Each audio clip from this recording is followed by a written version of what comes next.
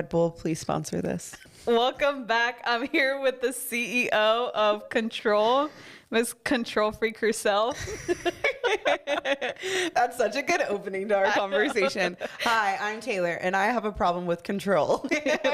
Welcome to AA. Yes. Oh, gosh. Today's going to be really good. We are talking all about control, and not just like control, like you have to dictate everything, but like learning how to learn what you can control and what you can't. And just kind of like letting go of things that are way out of our control. Letting go and letting God, my dude. It is going to be a good one. Diana and I have talked a lot about it. Diana knows I am a major control freak. Yes. And I've had to become very, what's the word, settled, I guess, and calm down since wedding planning and just being able to delegate things and not do it all myself. So we're going to be able to talk about a lot of where I'm delegating things in the wedding and where I'm trying not to control, things I failed at and things I'm getting better at. And Diana is going to dabble in control in a work aspect. Yeah. So 2 different aspects. Hopefully everyone can kind of get something out of this. And if not, we'll see you back in 2 weeks. So we'll just kind of jump right into it. But Diana, has there ever been like a recent time where you just like felt completely out of control in a work aspect? Yes, I feel like that's kind of like our everyday lives. And Taylor would say it's the same for her, just because with our work, we're always trying to find some kind of solution. Yeah. And sometimes like it doesn't even require us to find a solution, but we're just wanting to be so in control of things that we kind of get lost, and we're like, okay, like at this point, I can't do anything about it. Like at this point, I'm just like, whatever happens, happens. But it's so hard to let go. Yeah, I think that's such a hard thing, especially like in a real estate field, because really our job is to handle all of the problems and make sure that our clients aren't really, I would say like not aware, but like they're not stressed out. Like we have to be like, hey, this is going on, but we're handling it and this is what we're doing. And it's really hard too, because there's so many moving parts in real estate where even if you did your job and you controlled everything, someone else could still do one small thing and ruin the whole thing. Right. And it's such an emotional roller coaster when we're dealing with these kinds of situations, because I think the main reason we want to take control is because our clients always look back at us and they're like, what do we do now? Yeah. So they look up to us to figure out the solution. But honestly, it's kind of like grounding them too with all their like emotional unstableness and being like, here, we lay everything out to them. We lay out the whole scenario out to them. And that's when we're like, here it is. Yeah. And we just have to let it go. Do you think that you are like quick to like, let's say something comes up, are you quick to control it? And do you think that comes like newer to you, or is this something that like has come from like a past experience of like always being in control? I'd say it comes from like, I'd say I recently started learning how to like let go of things. Okay, what happened where you were like, okay, I've got to step back. I cannot keep controlling everything. I would say like my stress levels.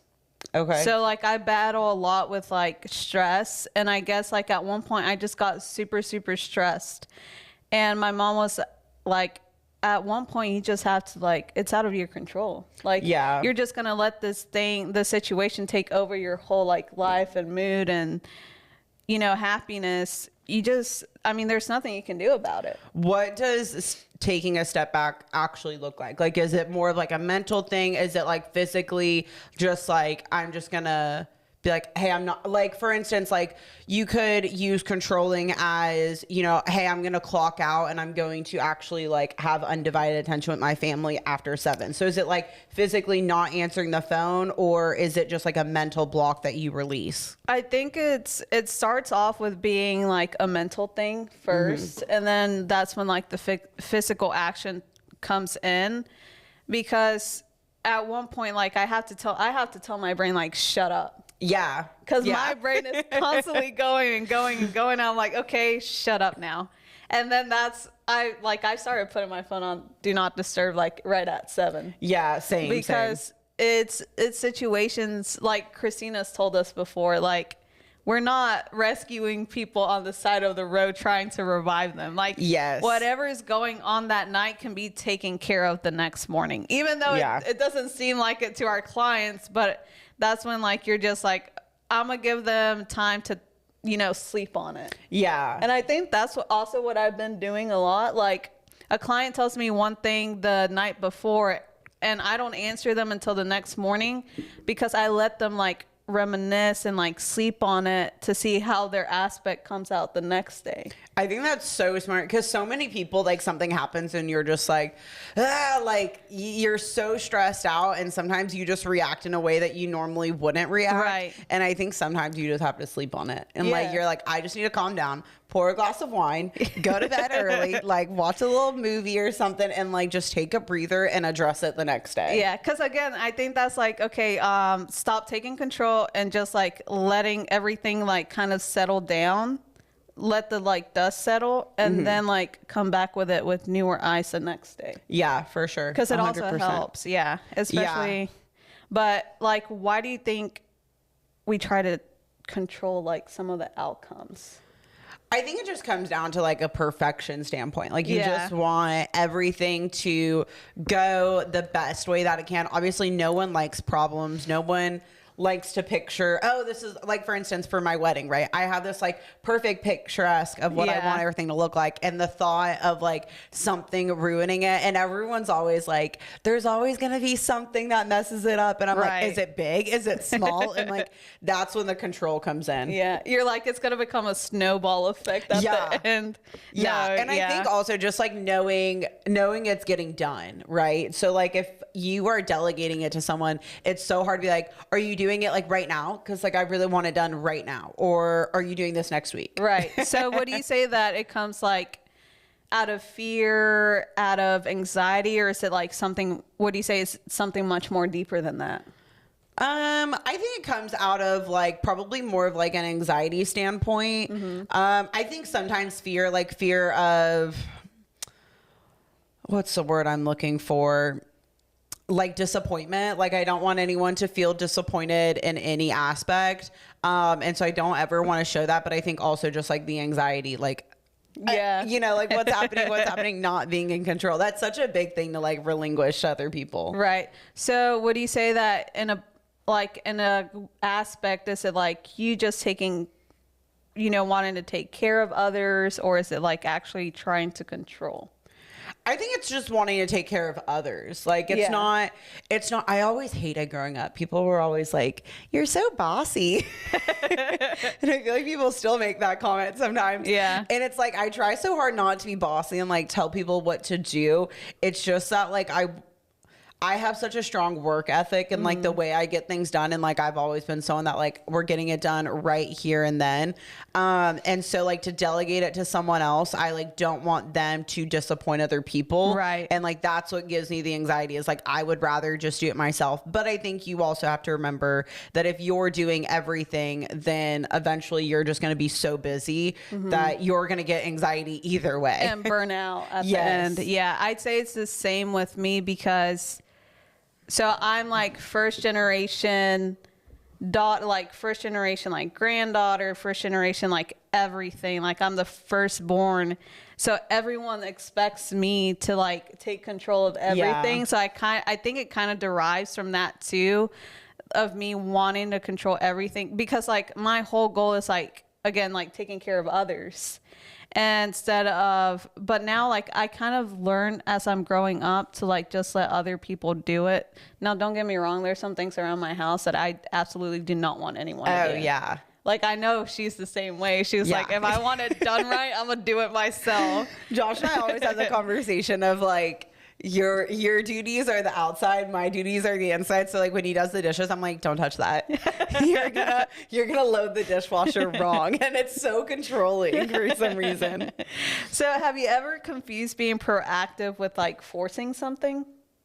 Oh, 100,000%. And I think it comes down to like, so many things that we think like have to get done immediately and like our emergency like really aren't. And it literally comes right back to like what Christina has told me and Diana, you know, the same thing. Like what we're doing, you're not pumping someone's heart on the side of the road. You're not telling them a loved one has passed away. And that is something like I think about every day. I know. Like not, you know, the goriness of it. Yeah. But just like the metaphor behind it. So like anytime that like I really get stressed out, like I think that. Like with like wedding planning, like we just went through like a whole thing with like my bachelorette trip and I was like, I need this planned. I need it. And Diana's laughing because she knows. But like I didn't know what was happening and like I felt like no one was really doing anything. And she was doing so good up until the point where she had to find out where, like, what Airbnb we got. Yeah, I finally like relinquished all of my control and I was like, y'all got it. If it doesn't happen, it doesn't happen. It's not like an emergency. This is not life or death. And I completely like got out of the group chat and I was like, run with it to the point that I think I went almost a week. And I didn't even want to know what the Airbnb looked like, but then I had to see it. So I made my matron of honor show me. But that just goes to show, like, I just like released it. And like, now I'm not even worried about it. I'm so excited. Yeah. Like so much less stress. It took out that stress. Like now she can focus on other things that are like very important to her wedding planning. You know, it's just one less thing to worry about. Yeah. I feel like the hardest thing in wedding planning and really in life in general is figuring out like, how do you figure out what is in your control and what's not? Like, is that something you've battled like in your business? Yes. Like it's kind of like prioritizing what's important and what's not. And sometimes it's kind of hard because it's like, okay, do I have to actually worry about this today or can I figure something out tomorrow? Yeah. And it's categorizing it from most important to least important. I don't know. It's just like, it depends on the scenario too. Yeah. Like the time frame, the sensitivity. Yeah. I think time frame just has such a big thing, like with deadlines in real estate. Right. It's so easy to prioritize with that. deadlines, I feel like it's something that's very easy to control and it's something that you need to take control of like right away. Yeah. One of my favorite questions that we have, and I'm so glad I'm the one that gets to ask it and not answer it, is what are some signs you're forcing something that isn't meant to happen? Oh gosh. This is such a good question. I guess so. This comes, and I was thinking about this morning, just like I think one of the hardest things to control in real estate is when we have inspections come back and then that like really determines whether or not the client's going to move forward. And you're trying so hard to like talk them through everything, kind of calm them down in certain situations. And, you know, just taking control of that and making them want to move forward. But at the end of the day, they're the ones with, you know, the final say. Yeah. How important and like how comfortable they feel like moving forward. Sometimes you just want to take control and be like, no, like it's actually okay. Like it's not going to cost that much money to, you know, it's not that big of a deal. But that's where you have to let go and let them decide. Like you can't take control of every single aspect while you're under contract. Yeah, I think that goes back into when you had previously asked, like, is it more so, are you controlling because you want to control or because you care? Right. And I think like that's what goes hand in hand with, you know, the inspection period. And like, I think that's something that like a lot of people battle with, like you're trying to get somewhere, but it's up to someone else to make the decision. Right, and it's not that you want to influence them because like you want to move forward, but it's like sometimes certain things you're like, that's not a big deal. And then you have to look at it and you're like, but that's not a big deal to me. Right. Like, is that a big deal to them? And I think that just brings in a completely different like personality switch, a different perspective that you have to have. Because also like at the end of the day, I'm like, my goal is to get that person inside of the house. But the thing is, it might take a few months, a few weeks, even a few years. And like, I can't control that. Yeah. But in my head, I'm like, no, we have to act fast. Like we have to get there like soon. So sometimes I I feel like it is kind of me like forcing, Yeah. but I don't mean to be that way. Do you And I feel kinda have to let go of it. Do you feel that, like, let's say when you have an inspection go sour, the buyers decide to cancel, do you sometimes feel like that letting go means you kind of gave up? Like, do you feel that way with when things sometimes like don't go the way you planned? No, because at the end of the day, and this is something that I realize, is everything happens for a reason. And I think it happens because God just wants it to be that way. Because like at the end of the day, like he has bigger plans for us.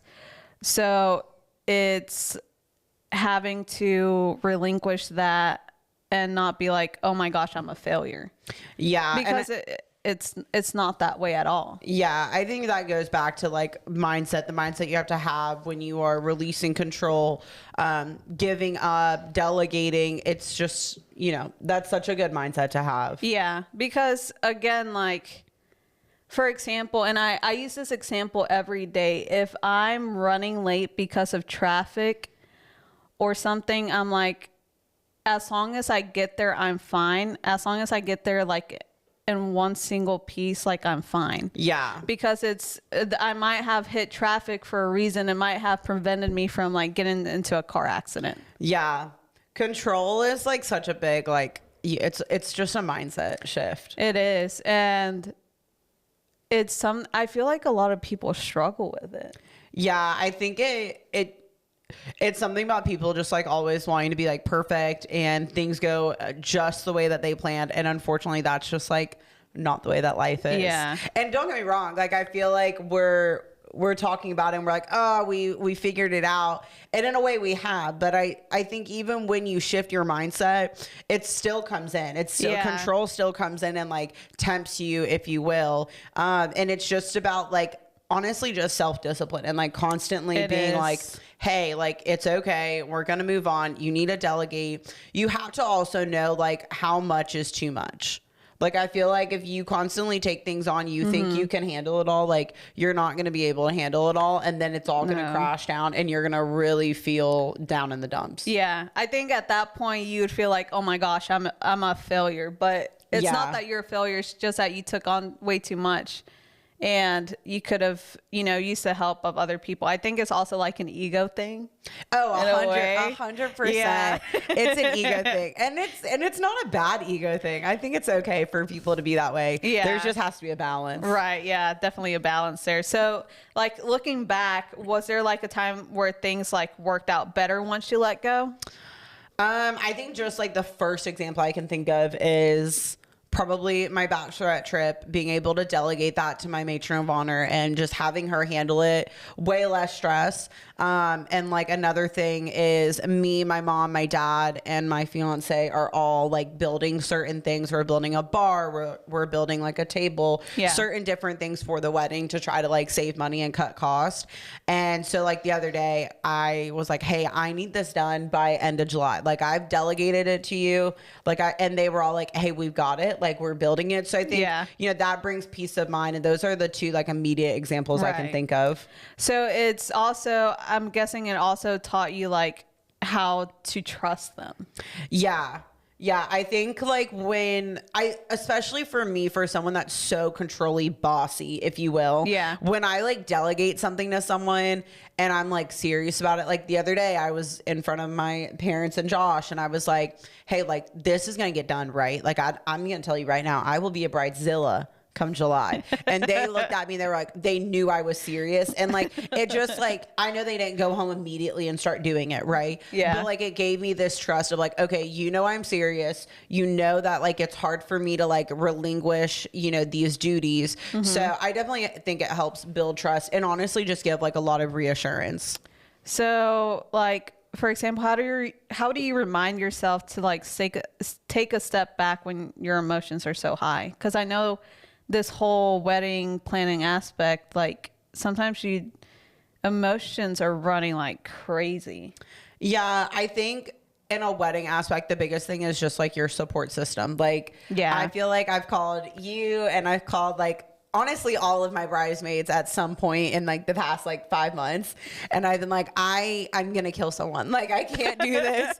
And like it's just having a good support system is honestly, to me, if you don't have a support system, you have no backbone. Exactly. I mean, so much is going on, and honestly, that's for any aspect of life, not just a wedding. I mean, a wedding 100% you need it, but it's just nice to have people that you know like love and support you, and people that you know you can trust, and like having somebody tell you, okay, you're forgetting to breathe here, just breathe. Yeah, which is probably what Diana's gonna say, because we're gonna go try my wedding dress after this. So I'm probably gonna freak out, and Diana's gonna be like, Taylor, calm down.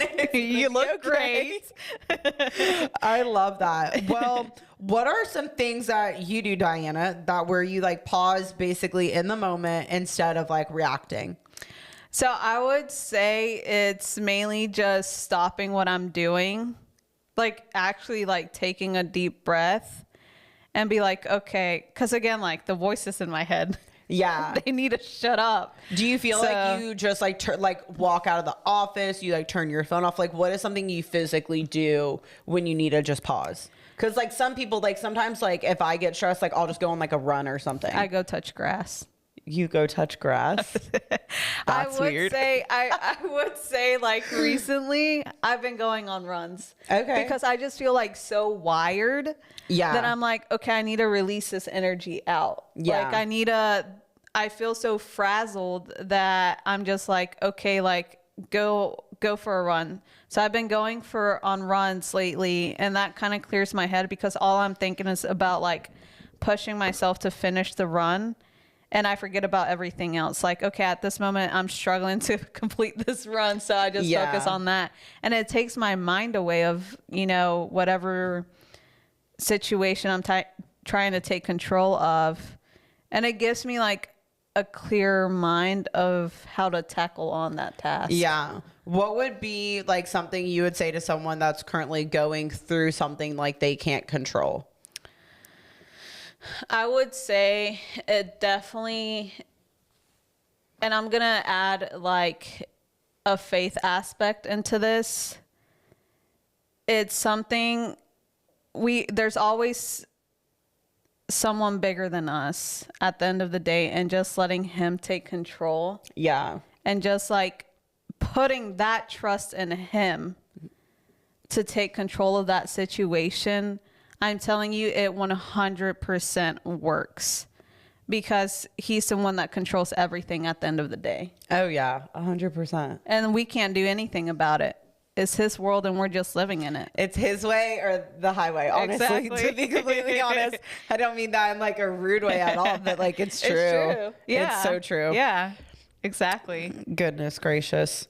Well, I think we're getting pretty close to the end. Diana, do you have any like closing questions, closing statements at all? I say one closing statement. If you're looking at somebody to hold you accountable for not taking control of things. My favorite. You know what to do. You guys need to message us today. We still have spots open in our accountability group. And by spots, I mean, we've actually decided to just leave it open. Yes. You can join at absolutely any time. We have our first group of people going through. And honestly, it's been super successful so far. We meet with them next week. Wednesday. Yeah, next Wednesday. So that's super exciting. We can't wait to hear about the progress that they have. But their goals were honestly so achievable, so inspiring. I cannot wait to see how good they've accomplished it, the accountability that they've had. And it looks like we'll be having a few more people join us, so I'll be connecting with them over the weekend. But if you want to be some of the few people to hop in and join us, feel free to message us. We're going to have the link in the description for you to fill out the Google form to go into the submission. But super fun. We've loved it. And honestly, accountability kind of goes hand in hand with not breaking bad habits, but helping create better ones. Obviously, that's why we created the 1% Better Club. Yes. Diana's helped me relinquish control a lot. And I think if that's something that you want to work on or adjust, you need a backbone. So find some friends and connect. Yes, we love to connect with you as well. And I do want to leave off on one little note here that I think it's like it brings it full circle.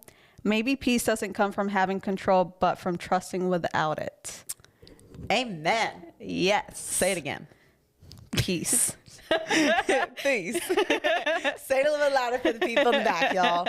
Honestly, you just gotta stay positive. Yeah. It's so much easier said than done. So much easier said than done. Absolutely. But 100% worth it. And it just it just comes down to self-discipline. It does. But anywho, we know that our episode is coming out a little late. We've been a little tied up this week, but we are excited to release this episode later today. That's right. Same day record, Today. same day delivery. So much easier now. But we love you guys. We appreciate all the support, and we hope that you guys can kind of give us some more information on what you guys want to hear about in the future. And we'll talk to you guys in a few weeks. So thanks for tuning in. Bye guys.